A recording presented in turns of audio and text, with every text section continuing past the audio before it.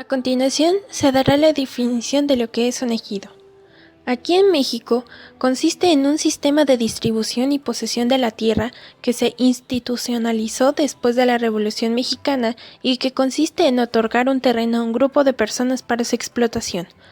El ejido fue uno de los grandes logros de la Revolución Mexicana, dicen algunos.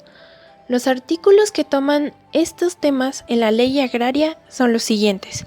El artículo 90, que proporciona lo siguiente. Para la constitución de un ejido bastará, número 1, que un grupo de 20 o más individuos participen en su constitución. Número 2, que cada individuo aporte una superficie de tierra. Número 3, que el núcleo cuente con un proyecto de reglamento interno que se ajusta a lo dispuesto en esta ley.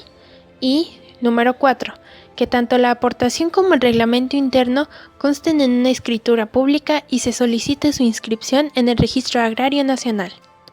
El artículo número 91 consiste en, a partir de la inscripción a la que se refiere la fracción 4 del artículo anterior, el nuevo ejido quedará legalmente constituido y las tierras aportadas se registrarán por lo dispuesto por esta ley para las tierras ejidales. Y por último, el artículo número 92. El ejido podrá convertir las tierras que hubiese adquirido bajo el régimen del dominio pleno al régimen ejidal, en cuyo caso el comisionario ejidal tramitará las inscripciones correspondientes en el Registro Agrario Nacional, a partir de la cual dicha tierra quedará sujeta a lo dispuesto por esta ley para las tierras ejidales. Con esto podemos decir que el artículo 27 constitucional y la ley agraria brindan fundamento legal y regulatorio a la vida ejidal en tanto lo asumen como un núcleo agrario creado para fines productivos y a la vez como una unidad de posesión parcelaria de la tierra y centro de la población. Lo siguiente cuenta con las siguientes características, formas y tipos, las cuales son: tierras de acceso abierto. En esta clase de tenencia, nadie puede reclamar la propiedad de la tierra o el recurso. Nadie puede ser excluido de su acceso. A veces se aplica a terrenos forestales o pastos. Los recursos marinos normalmente son de este tipo. Varios ejemplos pueden ser mares, puertos, bosques, parques, etc. Las tierras comunales. Son tierras comunitarias poseídas conjuntamente en sistemas de tierras tradicionales. Están abiertos a todos sus miembros, pero hay restricciones comunitarias sobre el uso y el acceso a ellas. Frecuentemente son tierras de pastoreo o cerros. Muy bien, ahora vamos a ver lo que son las tierras colectivas. Los derechos individuales sobre parcelas en tierras con tenencias asociativas, o sea, los ejidos, los derechos privados sobre la tierra y las tierras estatales.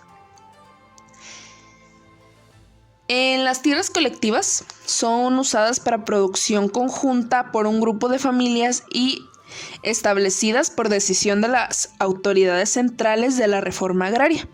Su uso no es controlado por autoridades tradicionales, sino más bien por estructuras administrativas de reciente creación. Pueden incluir parcelas individuales y parcelas trabajadas conjuntamente. En la mayoría de los casos, los miembros de las fincas colectivas no han decidido la forma en la que la tierra debía ser retenida y explotada, sino que la decisión fue tomada de manera centralizada. Derechos individuales sobre parcelas en tierras con tenencia asociativa, ejidos. Estos derechos incluyen a las parcelas individuales en régimen de tenencia tradicional y colectivos.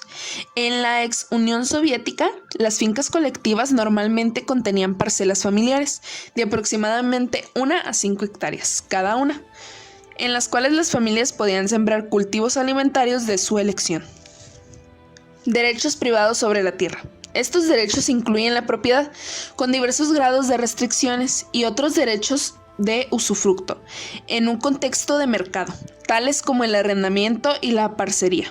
También pueden ser subordinados totalmente y parcialmente, a decisiones de grupos de cooperación voluntaria en ciertas tareas del cultivo o en la obtención de servicios para la finca. La propiedad trae consigo el derecho de disponer de la tierra en conformidad con los deseos del propietario, venta, arrendamiento, herencia y cargas contingentes tales como las hipotecas. Y por último, pero no menos importante, las tierras estatales. En este caso, los derechos de la propiedad están asignados a una institución del sector público, local o nacional. Por último, vamos a reflexionar un poco sobre los ejidos. Los problemas de las comunidades con identidades particulares que han quedado insertas en las grandes urbes han adquirido relevancia en la medida en que éstas se enfrentan a desequilibrios ambientales cada vez más agudos. La presencia de pueblos originarios y otras comunidades en las ciudades medianas y grandes no es un fenómeno extraño o marginal, sino común a muchos centros urbanos latinoamericanos, lo que se explica por el peculiar proceso de urbanización colonial y su desarrollo histórico posterior a la independencia.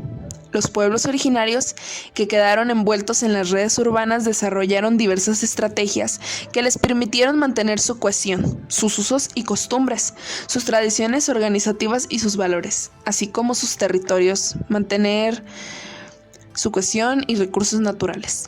Al mismo tiempo, conservaron sus conocimientos y prácticas ancestrales, relacionando con el adecuado manejo de los ecosistemas. Aunque mermados en diverso grado, estos elementos socioculturales favorecieron la conservación y, más a menudo, la creación de identidades diferenciadas del resto de las poblaciones. Así, muchas ciudades, incluyendo a la gran área metropolitana de todas las ciudades, siguen siendo, no obstante los intensos procesos de modernización por los que han atravesado a lo largo de 2 siglos, ciudades de pueblos. Si se toma en cuenta el gran número de comunidades